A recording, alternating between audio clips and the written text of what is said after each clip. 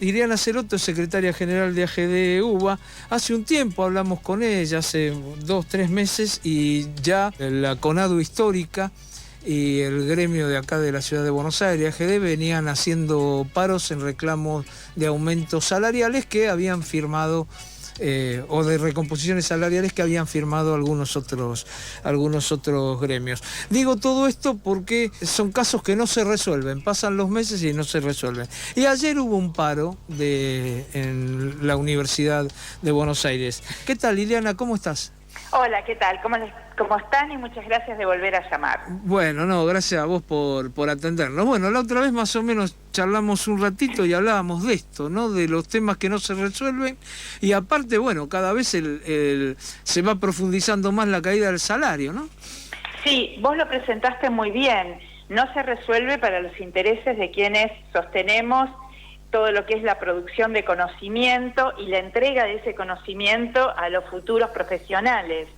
Sí se resuelve para nuestra patronal, que como nosotros somos docentes nacionales, dependemos del Tesoro Nacional, Ministerio de Educación, Gobierno directamente. Ellos lo dieron por resuelto, pero lo dan por resuelto con una paritaria que sobre salarios que ya venían siendo muy, muy castigados.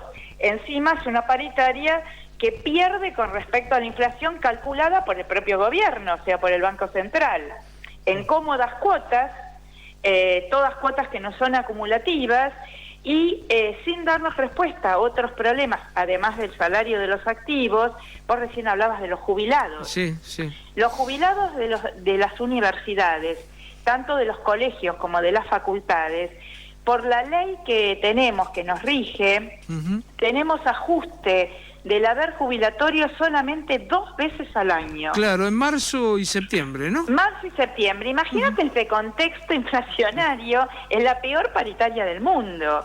Y como muy bien ustedes saben, porque han sacado nuestras luchas también en otros momentos por esto, en las universidades grandes, la UBA, pero también en Rosario, en Córdoba, tenemos muchos compañeras y compañeros que trabajan sin cobrar un centavo, que los llaman ad honorem, como si fuera un honor trabajar gratis, y no lo es. Es una precarización al máximo. Entonces, como no tenemos respuesta en CONADU Histórica, y no solamente las asociaciones de la CONADU Histórica, sino que también de otras federaciones que han firmado y acordado con el gobierno, porque les parece que hay que sostener al gobierno, no importa cómo castiga a los trabajadores. Entonces, muchas asociaciones que pertenecen a otra federación también han parado con CONADU Histórica. Y hoy estamos discutiendo que realmente frente a esto, ya la época del año nos debilita mucho, porque estamos prácticamente en el cierre. Depende qué universidad, terminan entre mitad de noviembre, fin de noviembre, diciembre, pero esto el mes próximo no solamente que vuelve a aparecer, como vos decías, sino que va a ser mucho más crudo y más agudo el conflicto. Ileana, uno ve que los paros universitarios, porque yo vengo siguiendo en los últimos meses, han hecho varios paros, pero que no tienen un fuerte acatamiento. ¿Vos ves lo mismo? ¿Falta convencer gente? ¿Está mucha gente influenciada por el gobierno? ¿Temen perder el día? ¿Qué es lo que vos ves? Mira, hay un conjunto de situaciones. Sí. En primer lugar, nosotros tenemos y trabajamos con diferentes dedicaciones, se llama así. O sea, hay algunos que son dedicación exclusiva, que solamente dependen de su sueldo en la universidad. Hay otros que son semi-exclusivos, que es media jornada, 20 horas semanales, y otros, 40 horas semanales, sí. Y otros que son simples, no, dije bien, 20, y otros que son simples, que son 10 horas semanales. Eso también no solamente te implica que el salario es diferente y las horas de trabajo son diferentes, sino que también la pertenencia al lugar de trabajo es diferente. Vos fijate que los paros son de altísimo cumplimiento en todo el país en los colegios.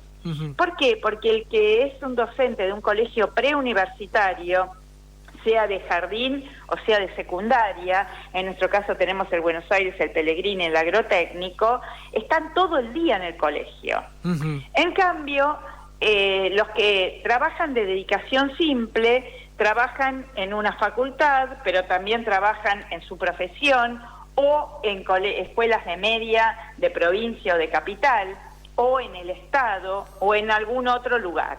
Y eso es un problema para la propia organización de la medida de fuerza. Por otra cuestión, también, yo recién te decía que hay varias federaciones. Sí, sí. La CONADU histórica no ha firmado a las paritarias, pero hay otras federaciones que están integradas al gobierno y que han firmado las paritarias. En el caso de la UBA, esas federaciones tienen sus sindicatos, que es ADUBA y FEDUBA, que pertenece uno a FEDUM y otro a CONADU. Y por lo tanto, cuando nosotros sacamos una medida de fuerza y decimos, lo sacamos porque peleamos por el salario o en rechazo a la paritaria, hay otros que dicen la paritaria estaba muy bien y por eso la firmamos.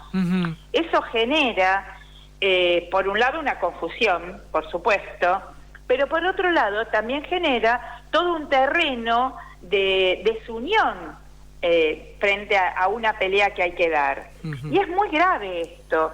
Estas paritarias no hubiesen podido pasar, estas paritarias a la baja, si las diferentes federaciones hubiesen rechazado esa paritaria, porque el gobierno no tenía con quién firmarlas.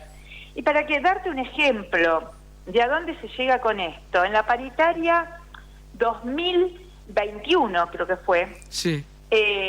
CONADU solicitó agregar una frase a la paritaria que era algo así como que se acepta que CONADU firma la paritaria en función de su apoyo al gobierno. Con lo cual yo no estoy inventando algo, sino que es explícito ese apoyo, o sea, firmo un salario en baja para, no dicen baja, por supuesto, ¿no?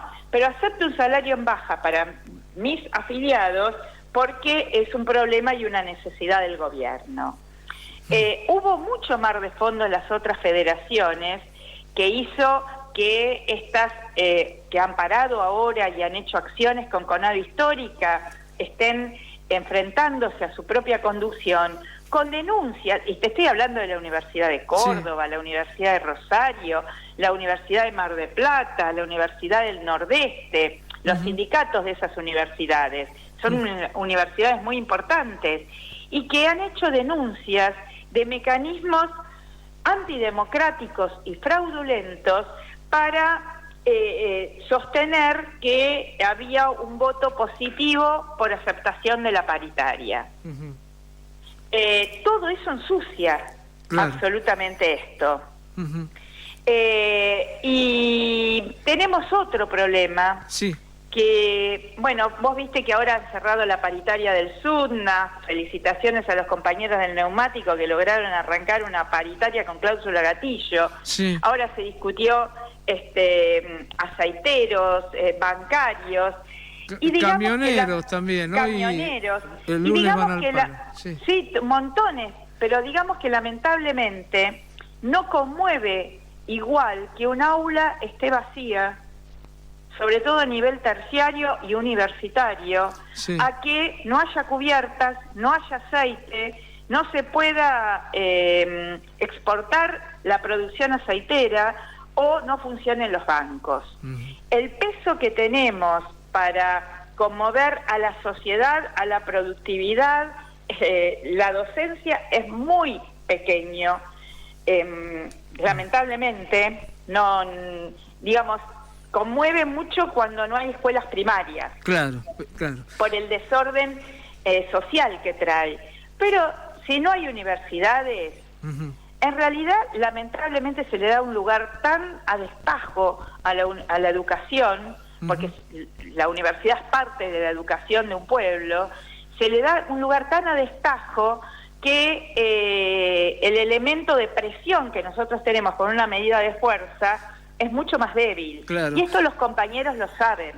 Claro. Ahora, cuando vos recién decías esto de cómo inciden algunas cosas, eso también tiene que ver con que más allá del ingreso irrestricto, la gente pobre y es más, gente de las villas y todo, por lo menos acá en la ciudad de Buenos Aires, no tiene acceso a la universidad, ¿no? Me parece que algo de eso hay. Mira, no sé si está, digamos, obviamente... Digo porque hay estadísticas que dicen que de los sectores más carenciados es muy poca la gente que puede ir a la universidad, más allá que es gratuita, pero recordemos que tenemos un 50% de pobres, ¿no?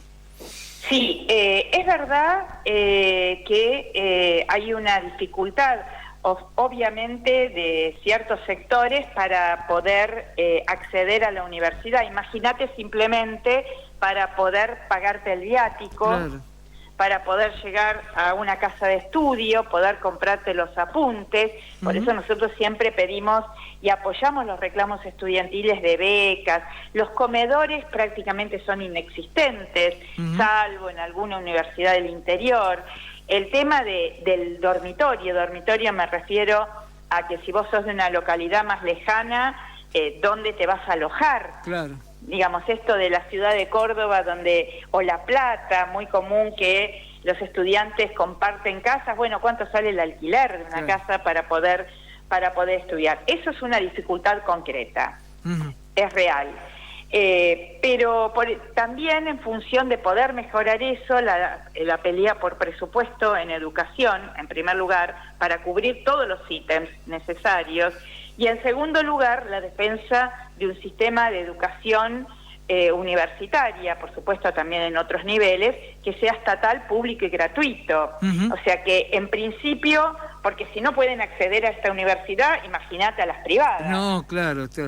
Muchísimo menos. Claro. Y tenemos algunos jóvenes, mira, el otro día nosotros el 13 de octubre hicimos clases públicas como una medida justamente para tratar de enfrentar este problema de los acatamientos y que el paro nosotros no es contra nuestros estudiantes.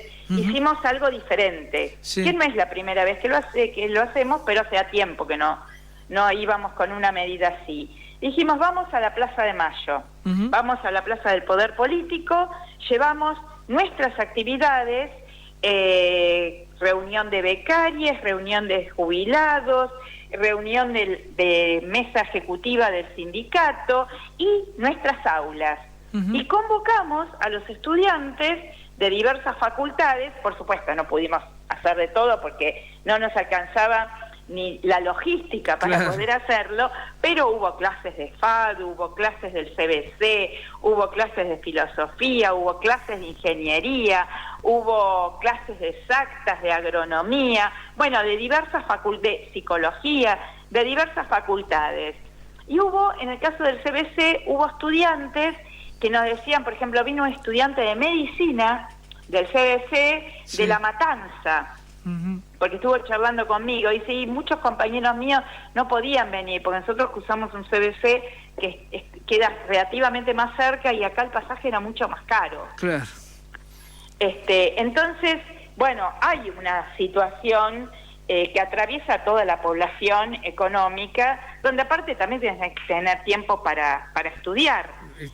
Cuando fue la virtualidad, en un punto hubo mayor matrícula. Porque... Claro, no se tenían que movilizar, era un ahorro de varias cosas. Claro, porque aparte vos te movés, pero después tenés que comer. Claro. ¿Cuánto te sale comprarte un sándwich en un bar con una Coca-Cola? Sí, está muy claro. Ileana, bueno, dos cositas para terminar. Una es, ¿cómo son los salarios hoy de los docentes? Y la otra, ¿cómo sigue esto? Bueno, mira, para que vean por qué estamos reclamando. A nosotros, nuestra paritaria termina el 28 de febrero del 2023. Sí. Y la paritaria que tenemos asignada es un 82% con cuotas que vamos a terminar de cobrar en diciembre. Claro. O sea, cuando se está calculando, los optimistas del Banco Central que la inflación va a ser 100 o algún puntito más. Claro, y a diciembre, sí. Y aparte, sí, a diciembre, exactamente. Ese es un tema. Y hoy, un profesor universitario que trabaja semijornadas, lo que yo te decía, dedicación semi, el equiparable a un maestro de grado, 4 horas diarias de lunes a viernes, que tiene su título universitario, está frente a alumnos, elabora los trabajos prácticos, con el último aumento que conquistamos gracias a estos planes de lucha, porque nosotros estábamos, antes de esta última medida, estábamos en 62%, sí. Hasta 28 de marzo del 2023, 28 de febrero de 2023. Hicimos toda una serie de luchas en septiembre y en octubre, y el último fue el 13 y 14 fueron los paros, y con eso obtuvimos, les arrancamos 20% más, llegando al 82. Con ese 82, un profesor que trabaja las 20 horas semanales gana 76.000 pesos. Claro.